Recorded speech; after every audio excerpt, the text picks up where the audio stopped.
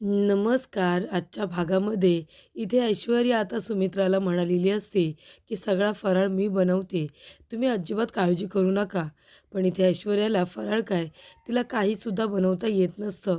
तेव्हा इथे ऐश्वर्या सुमित्राला काहीही न सांगता डिरेक्टली आता घरगुती ऑर्डर द्यायला चालू करते. तेव्हा इथे आता ऐश्वर्या एका ठिकाणी फोन करते आणि म्हणते, की आत्ताची आत्ता माझी ऑर्डर लिहून घ्या.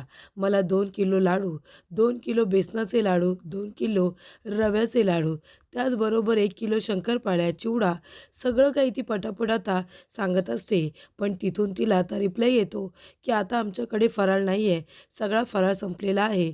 तेव्हा ऐश्वर्या म्हणते, "असं कसं? लगेच तुमचा फराळ कसा काय संपला? अहो उद्या तर दिवाळी सुरू होते ना, मग लगेच कसा फराळ संपला? हे बघा, मी तुम्हाला डबल काय टिबल पैसे देते, पण तुम्ही मला लवकरात लवकर हा सगळा फराळ द्या." तेव्हा इथे आता तिकडून रिप्लाय येतो, की "नाही, आमच्याकडे फराळ नाही आहे. तुम्हाला आता तो नाही मिळणार." त्यानंतरला ऐश्वर्या खूपच जास्त चिडते आणि म्हणते, "काय हो तुमच्याकडे फराळ आता खरं तर तुम्ही करायला हवा होतात ना, माझी ऑर्डर तरी घ्या. तर इथे आता आम्ही काम करणार नाही, दिवाळी सुरू होते असं म्हणून फोन कट केला जातो. तेव्हा आजी येते आणि म्हणते, "ऐश्वर्या, काय चाललंय तुझं? अगं बाई, तुला जर फराळ करता येत नव्हता, तर सुमित्राला कशाला म्हणालीस तू? आता जर तू म्हणालीस ना, की फराळ करेल म्हणून आणि नाही केलास, तर सुमित्रा काय म्हणेल माहिती आहे का तुला? तुला म्हणेल, की जानकी असती, तर तिने कधीच सगळा फराळ केला असता. कळतंय तुला? म्हणून तू एक नंबरची मूर्ख आहेस मूर्ख." तेव्हा ऐश्वर्या म्हणते, "आजी." तेव्हा आजी म्हणते, "काय? एक नंबरची मूर्ख आहेस तू. अगं तुला फराळ येत नव्हता, तर आधी तरी ऑर्डर द्यायची होतीस ना. आता उद्या दिवाळी तोंडावरती आली आणि आज तू ऑर्डर देतेस. असं कुठे असतं का? 2-3 दिवस आधी फोन करायला हवा होतास. लोकं आधी ऑर्डर घेतात दिवाळीच्या आणि त्या पूर्ण करतात आणि दिवाळी छान साजरी करतात, की दिवाळी आल्यानंतर ते लोकं ऑर्डर घेतात. असं होत नाही. आधी ऑर्डर द्यावी लागते. मग ते लोकं आपल्याला हवा तेवढा फराळ लगेच पटापट बनवून देतात. त्यानंतरला आता तुला एक काम करायचं आहे. काही करून तुला फराळ मिळवायचा आहे, नाहीतर तुला स्वतः बनवायचा आहे. तेव्हाच तू इथे सुमित्राच्या नजरेत आता छान बनवू शकतेस." तर इथे जानकी आणि ऋषिकेश दोघंजणं फराळ बनवायला सुरुवात करतात. तर इथे जानकी आता उत्तम सुगरण असल्यामुळे तिला फराळ कसा करायचा हे सांगायची तर गरज अजिबात पडत नाही. कारण इथे स्वतःसुद्धा ती बनवत असते आणि ऋषिकेशलासुद्धा आयडिया देते, की कसं इथे चकल्या पाडायच्या. त्याबरोबर इथे कशी तिला मदत करायची हे सुद्धा ऋषिकेशला बरोबर कळत असतं आणि कसं ऋषिकेशला काम सांगायचं हे जानकीला कळत असतं. त्याला आधी ती व्यवस्थित प्रत्येक काम करून दाखवत असते आणि नंतर ऋषिकेश तिला मदत करत असतो. तीसुद्धा उत्तमरित्या. त्यामुळे ऋषिकेशची आता जानकीला खूपच जास्त मदत होत असते प्रत्येक कामामध्ये, प्रत्येक पदार्थामध्ये, प्रत्येक फराळामध्ये. त्यानंतरला इथे आता जानकी थकत असते. त्यातूनही तिची ऋषिकेश काळजी घेत असतो. त्यानंतरला शंकरपाळ्यांची वेळ येते. तर ते शंकरपाळ्यांसाठी आता चपाती ती छान पद्धतीने लाटून घेते. त्यानंतरला आता शंकरपाळ्या पाडायची इथे वेळ मात्र ऋषिकेशची आलेली असते. तो छान पद्धतीने पटापट आता शंकरपाळ्या पाडतो आणि इथे जानकी त्या सगळ्या काढून बाजूला ठेवून देत असते. त्यानंतरला इथे आता लाडूचं सारण तयार केलेलं असतं. तर इथे हुंडे करून आता जानकी ऋषिकेशला देत असते. त्यानंतर ऋषिकेश आता इथे शंकरपाळी कशी लाटायची ते सुद्धा शिकत असतो आणि त्याला ते जमतसुद्धा असतं. जानकी त्याच्याकडून ते करूनसुद्धा व्यवस्थित घेत असते. ती त्याला ओरडत नाही, काही बोलत नाही, करू नको म्हणत नाही. तो जसं करत असतो तशी त्याला व्यवस्थितरित्या शिकवत असते आणि करायला सांगत असते. त्याचबरोबर इथे आता लाडू बनवत असताना त्याचे लाडू फुटत असतात. त्याला आधी जमत नसतं. मात्र नंतरला ऋषिकेश एकदम छान लाडू वळून देतो आणि इथे जानकी खूप छान लाडू आहे असं म्हणून त्याचं कौतुक करते. तेव्हा त्याला खूपच जास्त आनंद झालेला असतो.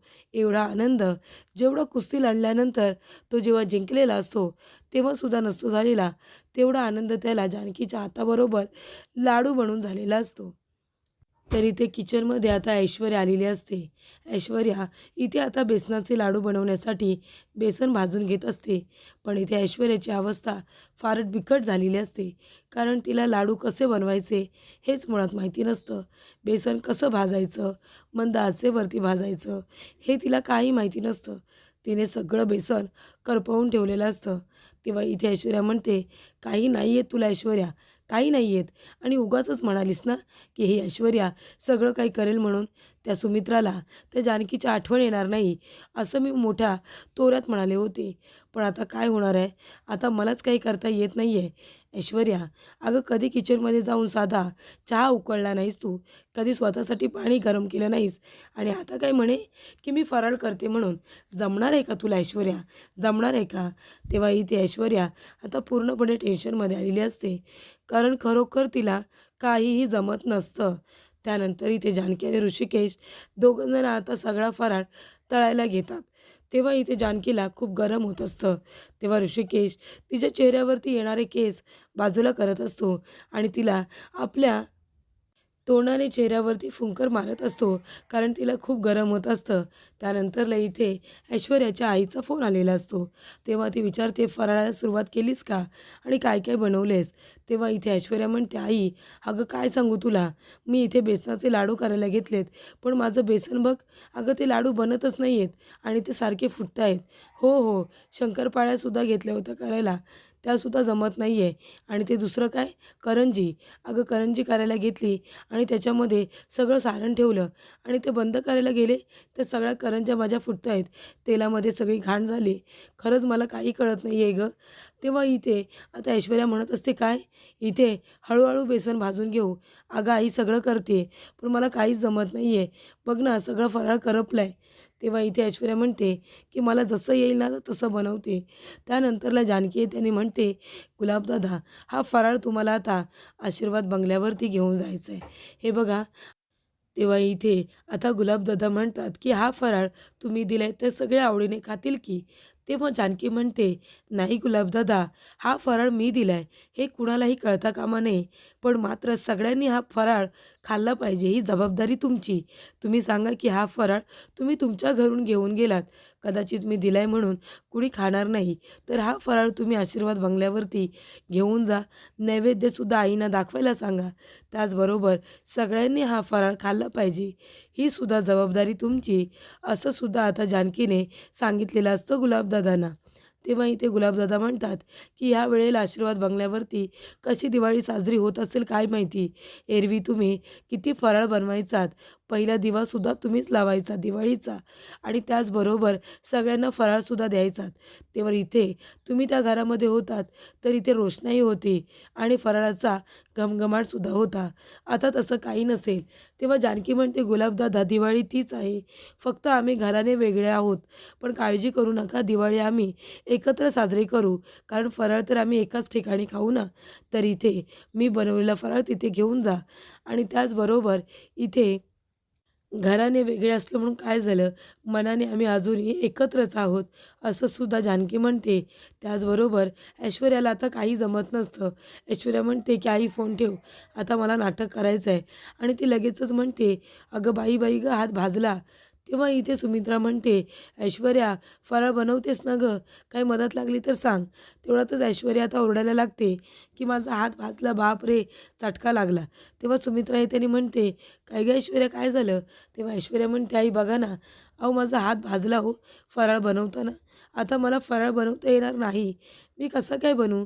तेव्हा सुमित्रा म्हणते, अगं तुला जर फराळ बनवायचा नव्हता तर मला सांगायचं ना, आतापर्यंत मी अर्धा मुर्धा फराळ तर बनवलाच असता, लाडू तरी बनवले असते.